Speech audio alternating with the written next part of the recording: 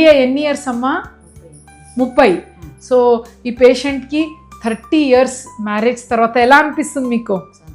సంతోషం. సో 30 సంవత్సరం తర్వాత ఒక మదర్ అండ్ ఫాదర్ అవుతున్నారు. ఎలా ఉంది సార్ మీకు? చాలా. సో ఎన్నో ప్రాబ్లమ్స్ ఉంది. యాక్చువల్లీ చూస్తే ట్యూబ్స్ బ్లాక్ అనమాట. న్యాచురల్గా ప్రెగ్నెన్సీ ఛాన్సెస్ లేదు. బట్ స్టిల్ వీళ్ళు ఇన్ని ఇయర్స్ తర్వాత వచ్చారు. ఫస్ట్ సైకిల్లోనే వచ్చింది కదా? యా, ఫస్ట్ సైకిల్లోనే ప్రెగ్నెన్సీ వచ్చింది.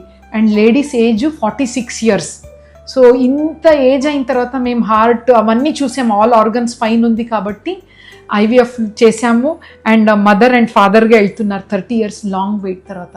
సో ఏ ప్రాబ్లం ఉండని దానికి తగ్గిన సొల్యూషన్ ఉంటుంది.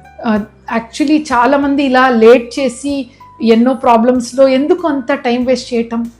తొందరగా వస్తే ఇంకా తొందరగా పిల్లలు అవ్వచ్చు. So don't worry, never the late better. వచ్చారు, ఇప్పుడు మదర్ అండ్ ఫాదర్గా వెళ్తున్నారు. సో 9 months నిండుగా బేబీ హెల్తీగా రావాలని మేము విష్ చేస్తున్నాం. Thank you.